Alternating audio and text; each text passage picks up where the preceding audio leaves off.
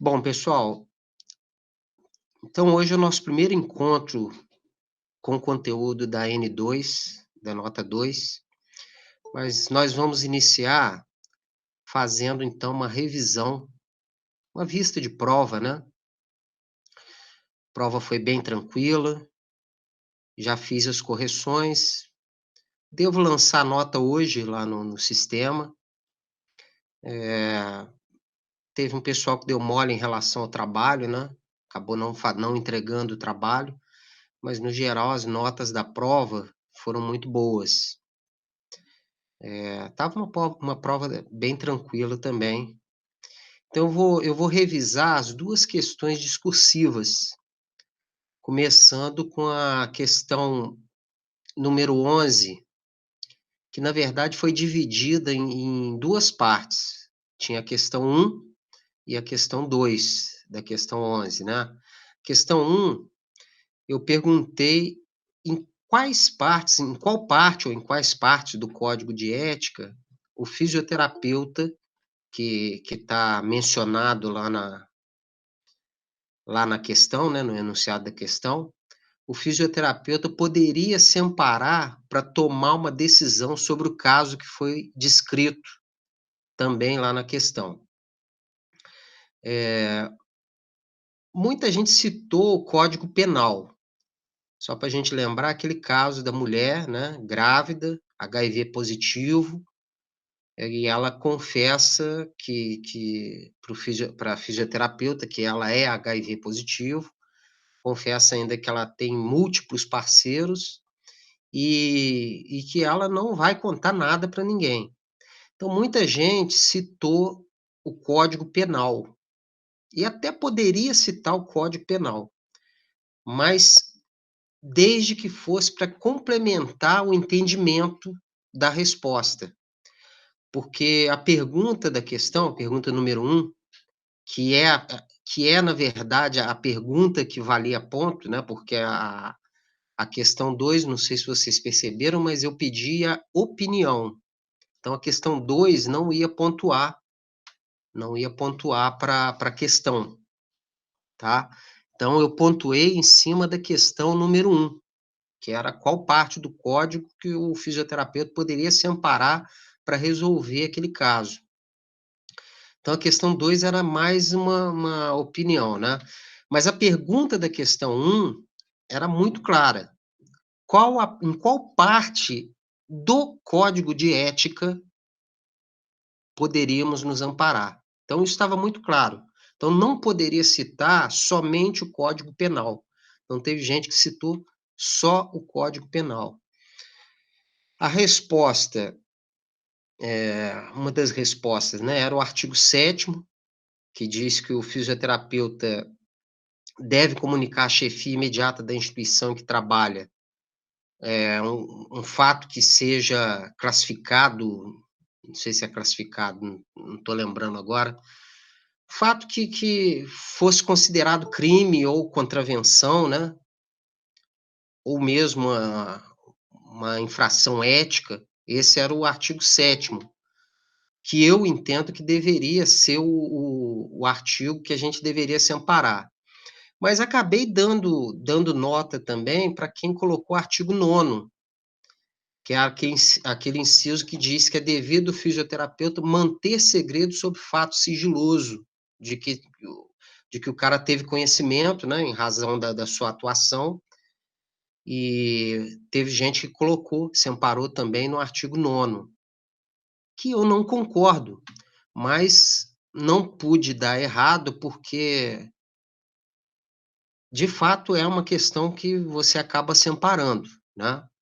Ou seja, alguém poderia entender como correto que aquele fisioterapeuta mantesse o segredo sobre aquele fato, embora eu não concorde com isso. E vou explicar isso na hora que a gente falar da questão 2, dessa mesma questão 11.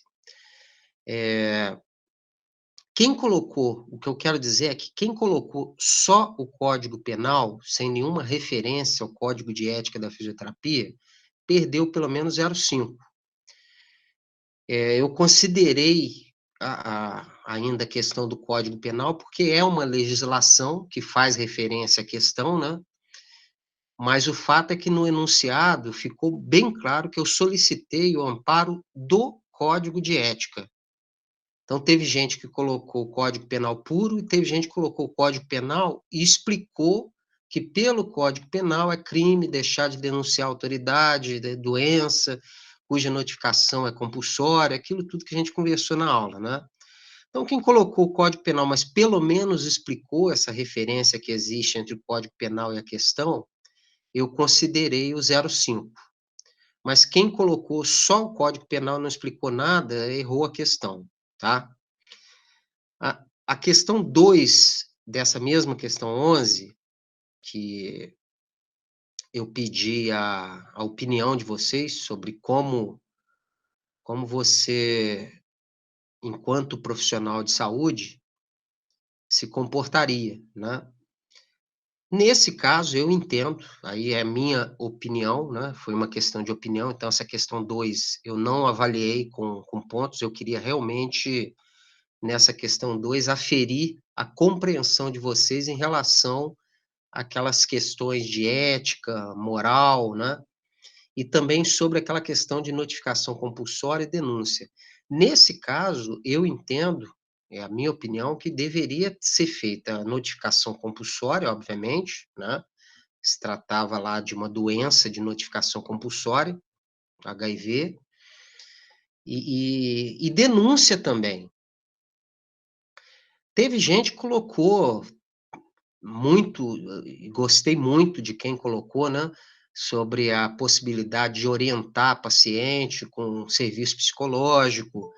Teve gente que colocou o encaminhamento a um obstetra, né, para o pré-natal.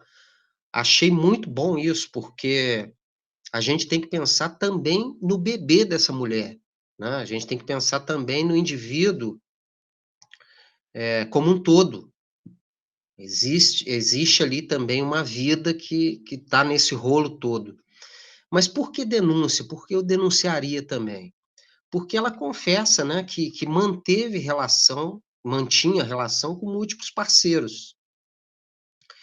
Então teve gente que se amparou como eu disse, no inciso 4 do artigo 9º, né, manter segredo sobre fato sigiloso, e se amparou nesse inciso para não notificar e nem denunciar.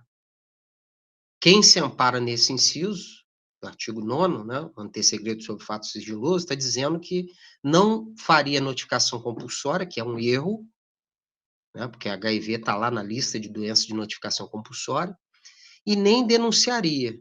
No meu ponto de vista, essa é uma atitude inadequada, porque, embora seja um fato sigiloso, pelo Código Penal é um crime.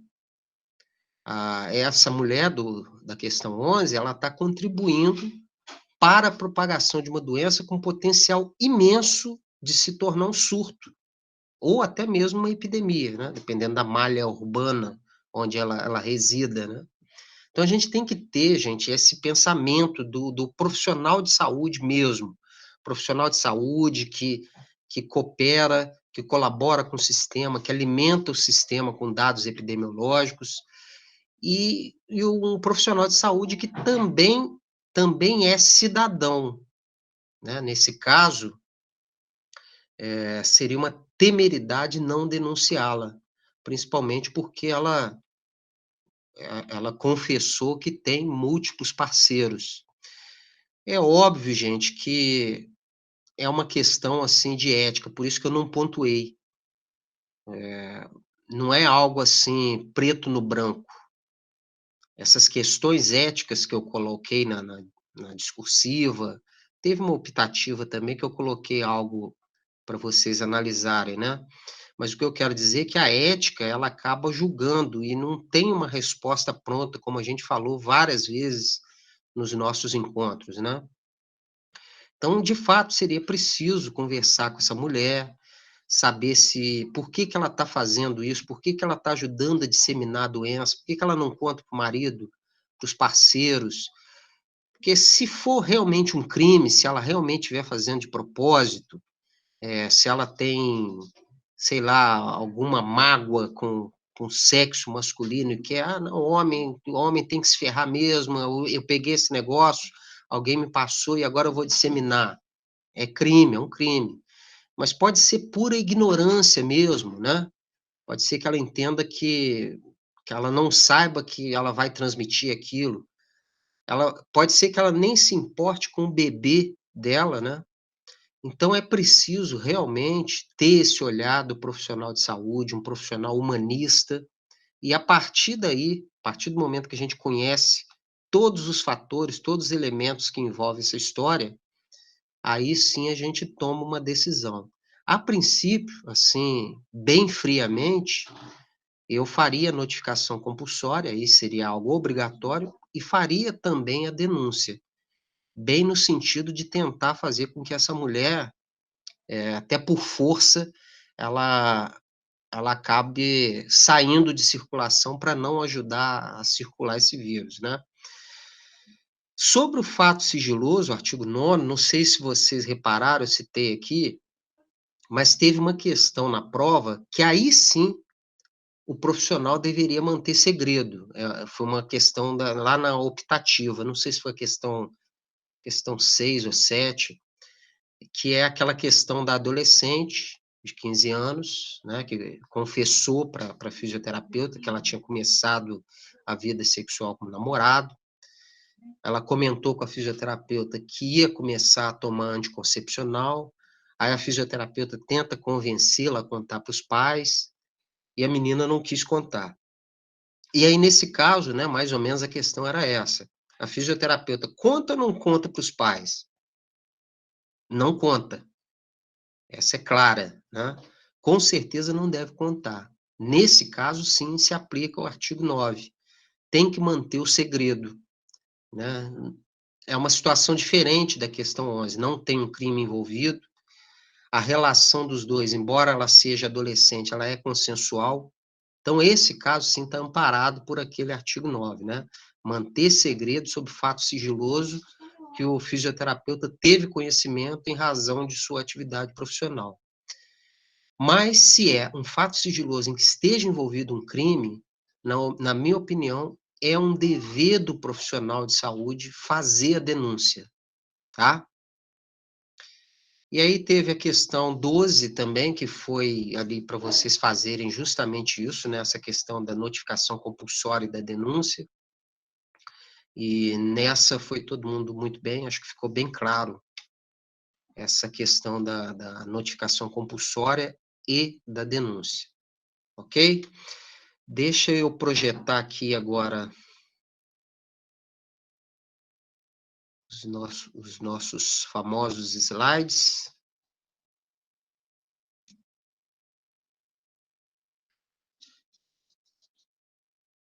Para a gente dar início à nossa nota 2, conteúdo da nossa nota 2. Gente, ficou claro essa questão 11? Sim. Nenhuma dúvida? Podemos seguir em frente? Podemos sim. Bom, por mim pode, né? Pode sim. Bom, esse aí então, nossa nota 2 então começa nesse capítulo. Ou seja, continuamos no capítulo 3, né, que trata do relacionamento com o cliente, com o paciente, mas a gente vai começar a nossa nota 2 nesse artigo 15, que traz algumas proibições do fisioterapeuta no relacionamento com o paciente. Esse é o início, então, da nossa nota 2. Então, o inciso 1 desse artigo diz que é proibido ao fisioterapeuta abandonar o cliente, paciente, usuário, em meio a tratamento, sem a garantia de continuidade de assistência, salvo por motivo relevante.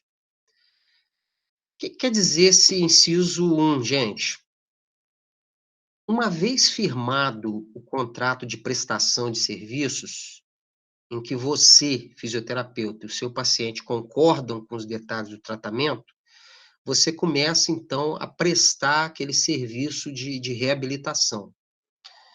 Então, fica muito claro que há um acordo, há um contrato em que está implícito a garantia de continuidade da assistência até a alta fisioterapêutica. Isso está implícito, tá? No contrato de prestação de serviço, né? Está implícito que você garante a continuidade daquela assistência até a alta fisioterapêutica. Nos casos em que a alta é possível, ou a garantia de uma continuidade de assistência por tempo indeterminado, né? Porque tem esses dois casos. Falei de alta, mas nem sempre vai depender do caso, né? Nem sempre eu vou poder dar uma alta fisioterapêutica. Há casos em que não necessariamente a gente vai dar alta. Casos em que o objetivo do tratamento, por exemplo, é a qualidade de vida e o bem-estar do paciente, né? Mas, de qualquer forma, no contrato de trabalho que você faz com o paciente, está implícito que você, fisioterapeuta, está garantindo uma continuidade de assistência ao paciente. Ou seja, você está garantindo que não vai abandonar esse paciente, que não vai abandoná-lo em meio ao tratamento. A não ser por algum motivo relevante, como está dizendo esse inciso 1. E que motivos relevantes seriam esses? Que motivos seriam justificáveis e relevantes para que eu descontinue o tratamento? Um desses motivos é muito óbvio, né? Que é quando o profissional, quando o fisioterapeuta que está ali responsável pelo caso, ele é acometido por um problema de saúde e ele é internado, por exemplo. Não tem jeito, né? Esse é um motivo relevante. Vou descontinuar aquele tratamento, motivo de força maior. Não foi culpa do fisioterapeuta. Mas mesmo nesse caso, é preciso entender que se há possibilidade de encaminhar o paciente para um colega, eu devo fazer. Então, se for aquela coisa súbita, repentina, né, um mal súbito, de repente o cara está internado no hospital, não tem jeito. Mas se ele está num processo de adoecimento, ele vê que vai chegar um ponto que ele não tem mais como trabalhar, ele já tem que providenciar um encaminhamento para não descontinuar esse atendimento. Um outro motivo relevante, gente, é motivo de férias com aviso prévio ao paciente. A dignidade humana, ela é um princípio fundamental também na nossa vida profissional, né? Em outras palavras, eu posso sim, o fisioterapeuta pode sim programar férias com a família, mas tem que ser algo bem organizado, com antecedência. Então, o que seria esse caso? Como que esse motivo, quando esse motivo passa a ser justo? Né? O paciente dá entrada na clínica, aí eu analiso, vejo que o tratamento dele vai ser interrompido pelas minhas férias, que já estavam programadas, então eu devo avisar o paciente sobre isso. E aí fica a critério do paciente, ele aceitar ou não que tenha essa pausa no tratamento para as minhas férias que já estavam programadas. Então,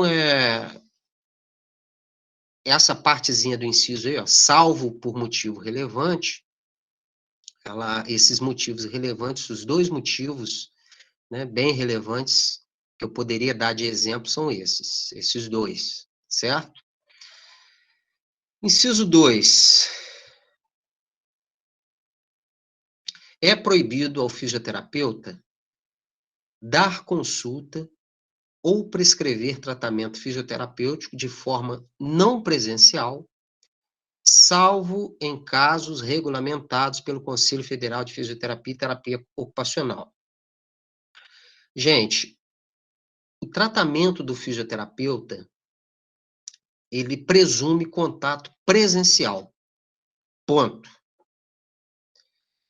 Qualquer tipo de avaliação ou prescrição à distância, ele pode pôr em dúvida qualquer forma que eu fizer, qualquer etapa do tratamento que eu fizer à distância, ele pode pôr em dúvida a qualidade do tratamento. tá? Pode, inclusive, colocar em risco o paciente. Então, esse inciso 2 é muito categórico quanto a isso. O nosso código de ética não permite consultas de forma não presencial. Não permite nem mesmo aquelas orientações para autotratamento, né, que é quando o profissional, isso é outro caso que esse inciso acaba fazendo referência, né? Quando o profissional vai em algum programa de rádio ou TV, ou então um profissional tem um canal no YouTube, é preciso muita atenção nesses casos para que o conteúdo que o fisioterapeuta está disponibilizando não caracterize que ele está prescrevendo um tratamento fisioterapêutico de forma não presencial. Fisioterapeuta pode ir num programa de TV? Pode. Pode, ele vai lá no programa e dá algumas orientações, pode fazer isso? Pode, claro. Mas só aquelas informações muito básicas. Mas vai chegar no momento em que ele vai ter que dizer, olha, a partir desse ponto, procura um fisioterapeuta para maiores orientações e para a possibilidade de um tratamento, né? Mas esse inciso 2, assim como o inciso 1, ele também contempla aqui uma exceção, né? É proibido dar consulta de forma não presencial, salvo em casos regulamentados pelo COFITO. E no contexto atual, no contexto que atualmente a gente está vivendo, essa exceção desse inciso faz todo sentido. Quando a gente estudou o artigo 9º, nós vimos no inciso 5º que é dever do fisioterapeuta colocar seus serviços profissionais à disposição da comunidade em caso de epidemia. Tem outros casos também, guerra, outra catástrofe, alguma coisa assim, né? Mas eu lembro que eu falei para vocês que a gente ia voltar a falar sobre aquilo. Por quê? Porque eu falei que há um entendimento do COFITO, há entendimentos recentes do COFITO, porque, coincidentemente, estamos em um caso de epidemia, né? E há entendimentos muito recentes do COFITO, e a gente chegou até a comentar, conversar sobre um deles, né, que é quando o fisioterapeuta, estando no grupo de risco, se mesmo assim ele é obrigado a atuar em casos de Covid.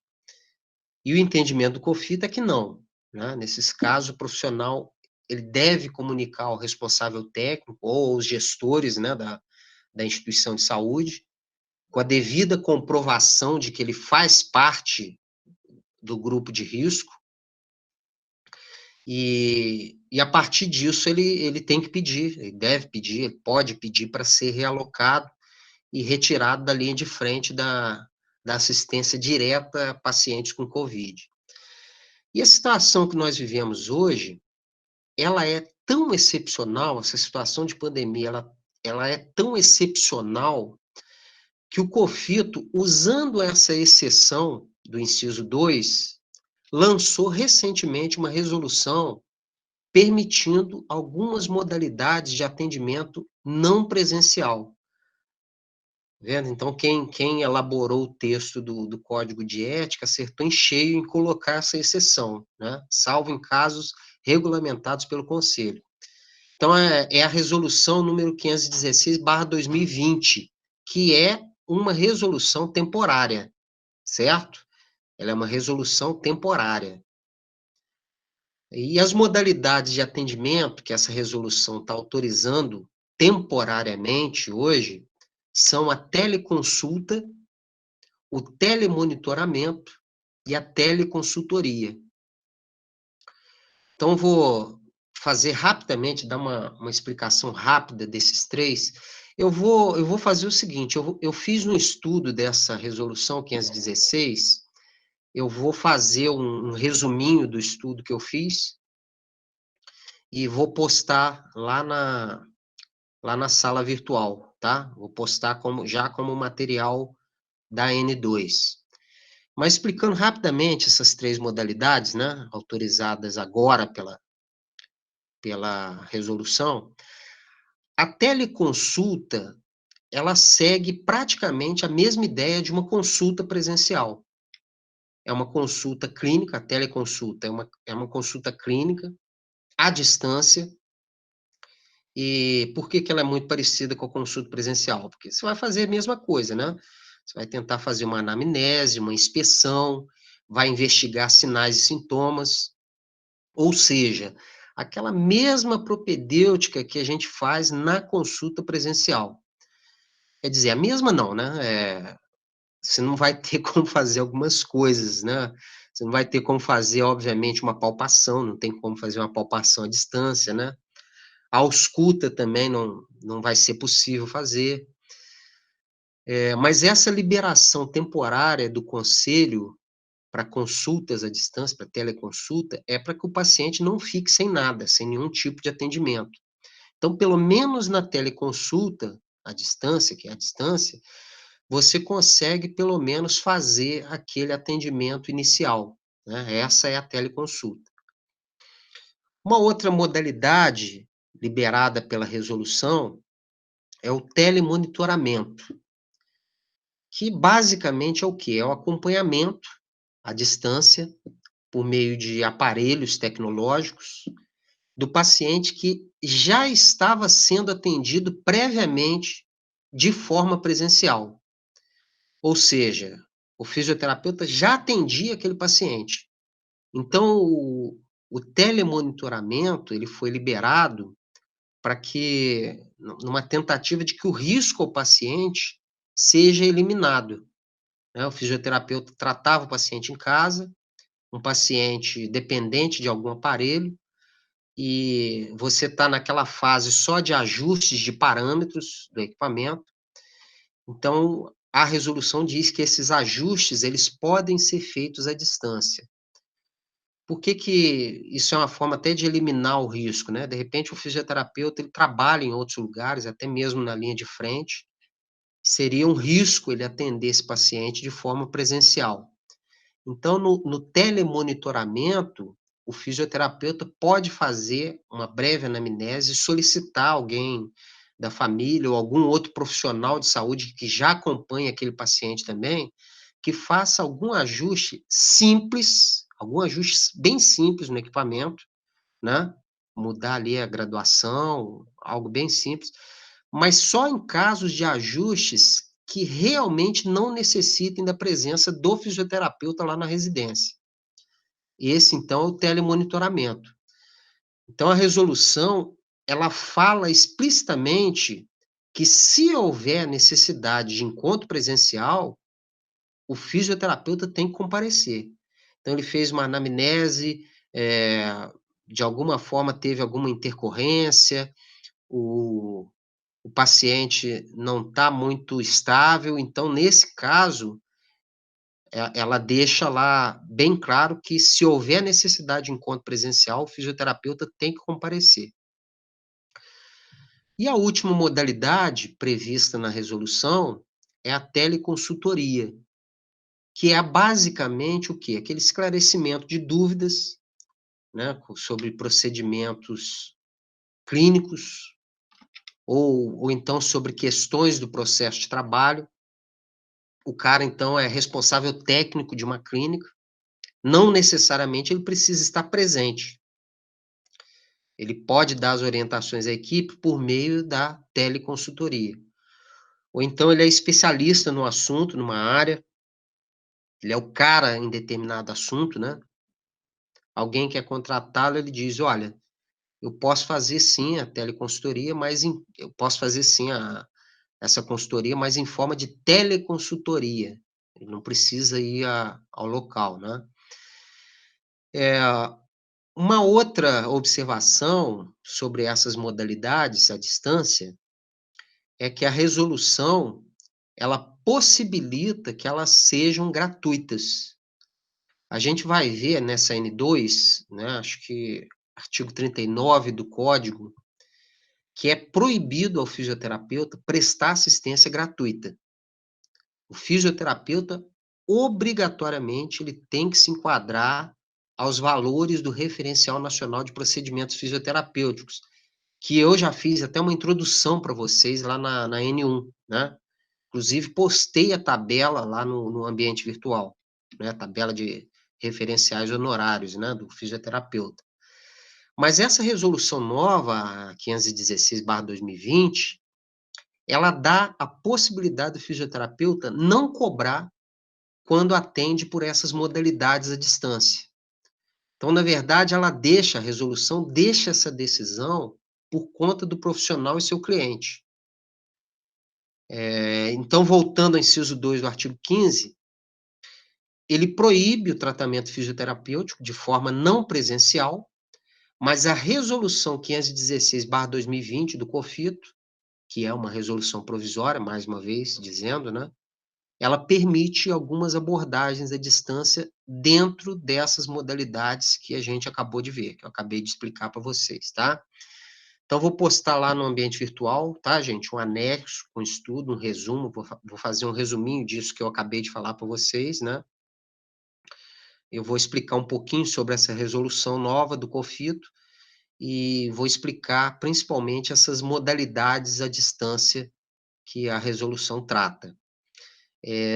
Não se enganem, com certeza deve ser, se pintar algum concurso agora para fisioterapeutas, já deve cair alguma questão sobre essa nova resolução, tá? Inciso 3. Dúvidas, gente, sobre... Podemos seguir? Podemos sim. Vamos em frente, então. Inciso 3.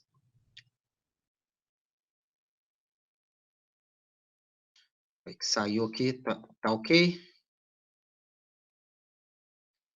O meu não está aparecendo o artigo, o inciso todo. Mas vamos lá. Inciso 3. É proibido ao fisioterapeuta divulgar e prometer terapia infalível, secreta ou descoberta cuja eficácia não seja comprovada. Bom, analisando os termos desse inciso, só o termo infalível, gente, se o profissional usar esse termo infalível para divulgar o seu trabalho, para se divulgar profissionalmente, só isso já é um sinônimo de farsa. Né? Por quê? Porque não existe tratamento infalível. Infalível significa sem falhas, né? Você, enquanto profissional, não pode garantir que um método, um recurso ou uma terapia seja infalível. Simplesmente por quê? Porque estamos falando de saúde. Né? Na saúde existem inúmeros fatores que vão interagir com o recurso ou com a técnica e que vão impossibilitar que eu dê 100% de certeza de sucesso para aquela terapia, para aquela técnica, para aquele recurso. Né? Alguns aqui devem se lembrar, por exemplo, da nossa disciplina fisioterapia baseada em evidências, né? Um dos princípios da fisioterapia baseada em evidências era o princípio da individualidade biológica. Não sei quantos se lembram, né? Diz o que o princípio da individualidade biológica? Um organismo pode reagir de formas diferentes a um mesmo estímulo que foi aplicado a outro organismo. Então, é uma mentira, uma farsa alguém divulgar uma terapia como sendo infalível. Seguindo o texto do inciso, também é proibido que se divulgue uma terapia que seja secreta. Por quê? Porque contraria o artigo 10 do nosso código, que nós estudamos lá na nota 1. O artigo 10 é aquele que diz que a gente não pode praticar nenhum ato que não esteja regulamentado pelo conselho. Então, se eu desenvolvi uma técnica nova, eu não posso deixar essa técnica como secreta. Né? Não posso deixar essa técnica, às vezes a pessoa pensa assim, né? Eu desenvolvi essa técnica, não vou divulgar, porque vou ganhar meu dinheiro. A pessoa tem aquele pensamento só mercadológico, né? Não, eu que desenvolvi, eu que sou dono da técnica. Mesmo assim, enquanto fisioterapeuta, se eu quiser trabalhar com essa técnica, mesmo tendo sido eu o criador, eu tenho que submeter essa técnica à análise do COFITO, que a partir do momento que comprovem a eficácia da técnica, ele vai validar essa técnica por meio de uma resolução, como nós vimos também lá na N1, né? Coloquei lá as várias modalidades, os vários recursos permitidos pelo conselho, e cada um com uma resolução, né? É isso que vai acontecer se você criar uma técnica. O COFITO vai analisar e vai dar uma resolução validando aquela técnica que você criou. Isso aconteceu com o Felipe Suchard, né, que é o criador do RPG. Né? Ele criou a técnica, ele submeteu ao conselho, o conselho comprovou a eficácia da técnica e lançou uma resolução. Mas ele, como a técnica dele, o que ele fez? Né? O que pode ser feito?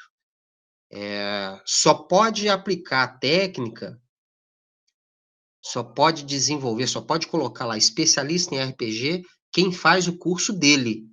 Né? Então, ele tem um curso, ele não autoriza ninguém a dar o curso. Os professores que ele autoriza a darem o curso são professores formados com ele, são os PETs, geração PET. Então, eu estava falando do RPG, né? Então, o RPG é um caso desse, né? Ele não ficou ali com uma técnica secreta, ele que desenvolveu a técnica, e o que ele fez para se resguardar, até de uma forma mercadológica, né? Pensando em mercado, é que ele só possibilita a disseminação da técnica, a divulgação da técnica, se você estudar com ele, se você fizer o curso oficial dele, tá? Então, o RPG não é uma técnica secreta, mas, ao mesmo tempo, ela está amparada ali por uma espécie de patente, né? Ele detém a patente dessa técnica. Seguindo esse inciso, né? Eu também não posso divulgar uma terapia que não seja comprovada cientificamente. E aí, vou falar novamente da disciplina que eu trabalhei com vocês, né, em um desses períodos aí para trás, a fisioterapia baseada em evidências, né? Eu falei para vocês, naquela disciplina, que a fisioterapia que nós fazemos atualmente, ela é baseada em evidências. Não sei se vocês lembram, mas a minha definição de fisioterapia baseada em evidências, eu falei que fisioterapia baseada em evidências é simplesmente fisioterapia. Ou seja, não existe, numa visão bem atual, fisioterapia não baseada em evidências. Para eu lançar mão de um recurso, para eu lançar mão de uma técnica, eu preciso saber se há evidências científicas que comprovem a eficácia daquela minha intervenção, tá? Então, esse inciso ele protege também em relação a isso, né? Eu não posso divulgar uma técnica, um procedimento que a sua eficácia não seja comprovada. E a comprovação aí é comprovação científica mesmo. É dessa forma que o fisioterapeuta moderno trabalha. Tudo que ele faz tem que ter comprovação científica, evidência científica. Né? Acabou aquela coisa de fisioterapia baseada em autoridade. Ah, não, mas o professor fulano faz assim.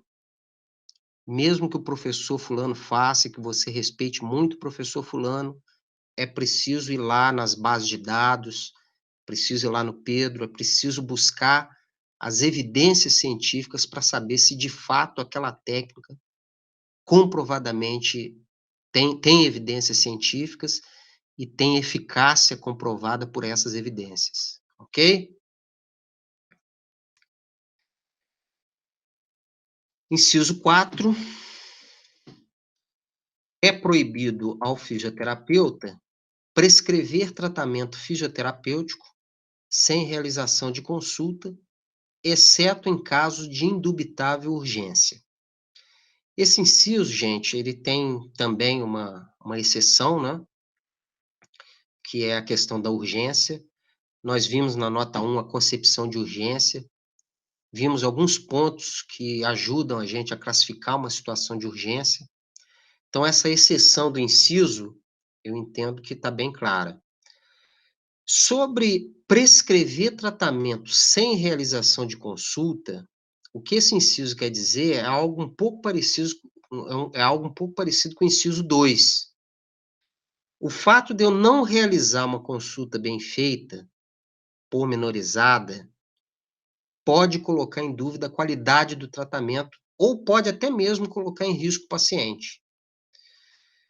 Uma situação em que esse inciso ele quer ilustrar, na verdade, é a seguinte, vou dar um exemplo para ficar mais claro esse inciso. Imagine aí que chega um pai numa clínica, né, o filho dele é paciente naquela clínica, e ele chega dizendo que, por alguma razão, o filho dele não vai poder comparecer à sessão naquele dia. Ele pede para o fisioterapeuta explicar como é que é o tratamento, porque ele vai fazer em casa. Só diz isso. E diante desse pedido, o fisioterapeuta explica toda a intervenção que ele faz com o filho dele, né? Só que o pai da criança, ele é leigo. O pai dele não é formado em fisioterapia. O pai dele não detém conhecimento para realizar o procedimento. Aliás, não detém conhecimento nem mesmo para entender a linguagem técnica que o fisioterapeuta vai explicar para ele. Então, esse inciso 4, ele se refere a situações desse tipo, né? Eu não posso prescrever tratamento fisioterapêutico sem realização de consulta. Então, ele se refere a situações como esse exemplo que eu acabei de passar para vocês. Inciso 5º. É proibido ao fisioterapeuta inserir em anúncio ou divulgação profissional, bem como expor em seu local de atendimento, nome, iniciais de nomes, endereço, fotografia, atenção para esse pedacinho, tá? Inclusive aquelas fotografias que comparam quadros anteriores e posteriores ao tratamento realizado, ou qualquer outra referência que possibilite a identificação de paciente, salvo, outra exceção aí, salvo para divulgação em comunicações e eventos de cunho acadêmico científico, com a autorização formal prévia do paciente ou do responsável legal. Então, gente, esse inciso, ele está falando de algo que, infelizmente, cada vez mais, esse é um inciso que vem sendo desrespeitado cada vez mais, né? Não sei se vocês já viram aí nas redes, o cara coloca lá o antes e depois. Eu já vi fisioterapeuta fazendo isso. E colegas que fazem isso estão infringindo o código de ética da fisioterapia. Tá? Por quê? Porque o código não permite isso, o antes e depois. Tá? Então, uma boa parte dos fisioterapeutas tem esse entendimento, né? E se um colega faz isso, posta lá o antes e depois, na verdade ele está atuando até com deslealdade no mercado. É isso que o conselho acaba entendendo. É óbvio que o conselho não consegue policiar isso, fiscalizar isso, principalmente quando a gente vê as redes, né? Os casos em que ele acaba autuando são casos de denúncia, né? O cara, às vezes, ele exagera e então é muito comum, às vezes, as pessoas questionarem, né? Ah, por que que você não faz uma postagem? A pessoa, às vezes, gosta tanto do trabalho do fisioterapeuta e a pessoa, às vezes, pergunta, né? Por que que você não faz uma postagem, né? Demonstrando os resultados. Poxa, foi tão bom o resultado, foi tão bom o seu tratamento. Pode postar lá, eu autorizo, eu permito, mas mesmo com autorização, o código não permite. A não ser que seja, como a gente viu, né? A não ser que seja para cunho científico, né? E alguns até usam essa prerrogativa, né? Burlam esse inciso. Às vezes o cara coloca lá no site dele, veja aqui um artigo que eu apresentei no congresso tal. Aí lá no congresso ele põe a publicação dele com o antes e depois. É uma forma de burlar esse inciso. Então, o que tem que ficar claro, gente, nesse inciso é que profissionalmente isso é proibido. Aquele antes e depois, né? Colocar lá nomes das pessoas, né, os iniciais, comparar quadros de antes e depois, né, identificar um cliente, isso aí é quase que óbvio, né, tem aquela questão até do Código Civil de direito de imagem, né, muito óbvio até que você não pode usar a imagem de uma pessoa. Mas às vezes a parte dermato, por exemplo, parte de drenagem linfática, às vezes eu vejo coisas na rede que a pessoa coloca, né? Antes da drenagem, depois da drenagem. Põe a foto lá da barriga, né? Ou da coxa, ou do bumbum. Nem isso é permitido, tá? Porque o conselho entende, e isso é feito, esse entendimento é dado por esse inciso, que isso fere a dignidade da profissão. A fisioterapia não é um Polishop da vida, né? Não é esses sites, a gente não vende um produto, a gente presta um serviço que é extremamente técnico e qualificado, que a pessoa tem que estudar muito e que não pode, portanto, ser vendido, ser banalizado como se fosse um produto vendido num Polishop ou num site de vendas, por exemplo, tá? Então é por isso que o conselho tem esse entendimento e é por isso que foi inserido esse inciso aí no nosso código.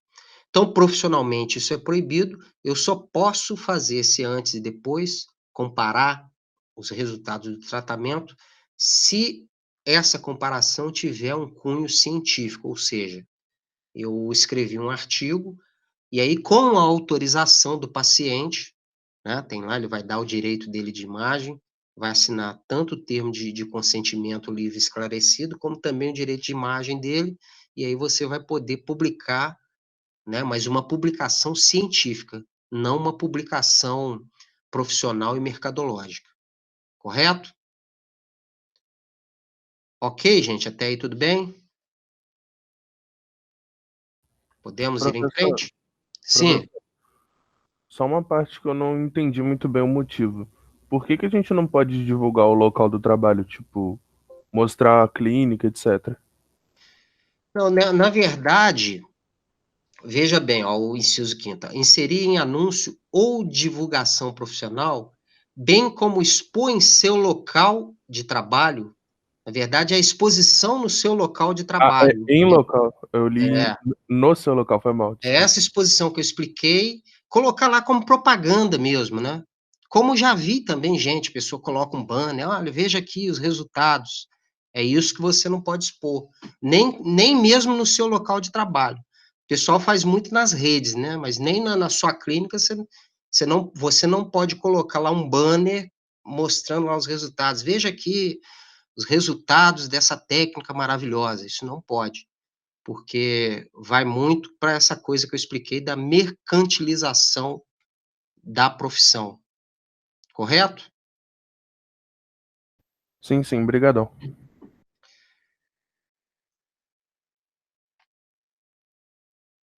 E aí pulamos para o artigo 16, né, que aí já é do capítulo 4, que se refere, entramos num outro capítulo, se refere ao relacionamento com a equipe, o fisioterapeuta e seu relacionamento com a equipe.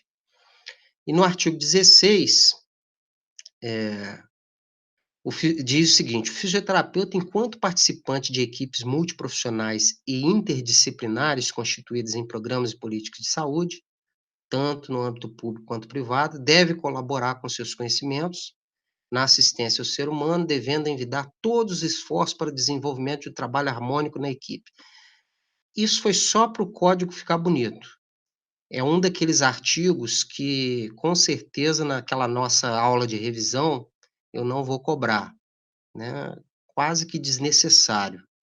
É óbvio que tenho que envidar esforços para desenvolver um trabalho de harmonia na equipe, né. Não precisaria de um artigo no código para dizer que o fisioterapeuta precisa saber trabalhar em harmonia na equipe. Isso é uma premissa básica para a atuação na fisioterapia, né, saber trabalhar em equipe. Até porque eu já comentei com vocês, né, a fisioterapia não é uma área só interdisciplinar, ela é transdisciplinar. Que é isso? A minha área, a nossa área, ela acaba interferindo em outras áreas, assim como outras áreas acabam interferindo na nossa. Então, inevitavelmente e obrigatoriamente, o fisioterapeuta precisa saber trabalhar em equipe. E essa harmonia é fundamental, de fato, né? Artigo 17. É dever fundamental do fisioterapeuta incentivar o pessoal sob a sua direção, coordenação, supervisão e orientação na busca de qualificação continuada e permanente, em benefício do paciente e do desenvolvimento da profissão, respeitando sua autonomia. Aí, no caso, esse artigo 17, ele foi inserido no código, e eu gostaria que vocês prestassem bastante atenção no finalzinho, né? Respeitando a sua autonomia. Houve muitos casos no conselho de clínicas que obrigavam, na capacitação de seus fisioterapeutas, clínicas grandes, né? Eu sempre os exemplos que eu dou, em muitos a gente não consegue ver a realidade, que eu costumo dizer, né? São aquelas clínicas gigantescas que a gente encontra nas capitais, né? Rio de Janeiro, São Paulo, que não é muito a realidade, a nossa realidade aqui de cidades pequenas, né? Barra Mansa, Volta Redonda. Mas em clínicas grandes, é preciso sim um programa de qualificação continuada. E a autonomia é porque muitas clínicas acabam cometendo uma infração ética quando obrigam o fisioterapeuta a fazer só aquele determinado curso. O fisioterapeuta ele tem que ter autonomia para se qualificar, né? Então, se você está numa clínica grande e pinta algum curso que você gosta e você chega para o gestor de saúde e fala, olha, eu quero fazer esse curso porque eu quero me qualificar, né? Então, você vai pedir, de repente, uma ajuda de custo ou então uma liberação de horário, e o gestor de saúde ele não pode dizer, não tem interesse que você se qualifique nessa área. Ele não pode fazer isso, né? Você tem que ter autonomia para se qualificar. Você não tem que se qualificar só naquilo que a clínica manda, certo? Então, é uma infração ética também essa questão, né? Programas de qualificação continuada, embora a clínica possa ter o seu programa, ela não pode retirar a autonomia do fisioterapeuta em relação à sua qualificação. O artigo 18. A responsabilidade do fisioterapeuta por erro cometido em sua atuação profissional não é diminuída, mesmo quando cometido o erro na coletividade de uma instituição ou de uma equipe, e será apurada na medida de sua culpabilidade. Isso tem muito a ver também com aquele artigo que nós estudamos na nota 1, né? Quando você é responsável técnico. Não sei se eu elaborei uma questão sobre isso, acho que eu elaborei, mas eu não coloquei na prova, mas a gente comentou muito sobre isso. De quem é a culpa quando uma clínica está sucateada? Quando eu trabalho numa clínica que não tem a infraestrutura necessária para eu prestar a minha assistência de uma forma adequada. Bom, se eu não reclamei daquela infraestrutura, eu vou ter uma parcela de culpa, digamos assim, né? O artigo 18 até fala isso, né? A responsabilidade será apurada na medida de sua culpabilidade. Então, em determinados casos, o dono da clínica vai ter culpa, mas o responsável técnico, que é um fisioterapeuta, também vai ter, e até mesmo o fisioterapeuta, lembrando daquele caso, né? Se ele não reclamou da estrutura. Então, ele também pode ser culpado. E é isso que o artigo 18 vem consolidar, essa ideia de que a gente precisa, de alguma forma, solicitar uma estrutura, solicitar os recursos necessários para que a gente preste uma assistência de qualidade. Isso também é ter compromisso e cuidado com o paciente. Ok? Artigo 19. O fisioterapeuta deve reprovar quem infringir postulado ético ou dispositivo legal e representar o conselho de acordo com o previsto no Código de Processo Ético Disciplinar e, quando for o caso, os demais órgãos competentes. Também está consolidando aquela ideia de que eu preciso também, eu tenho a responsabilidade de policiar, de fiscalizar, né, o colega que é faltoso, que cometeu alguma falta. Também analisamos isso na N1. Artigo 20. O fisioterapeuta, ao participar de eventos culturais, científicos e políticos com colega ou outros profissionais, deve ser respeitoso e cordial para com os participantes. Outro artigo quase que desnecessário, né? Não preciso também de um artigo para dizer que eu tenho que ter respeito e cordialidade para com os participantes, né?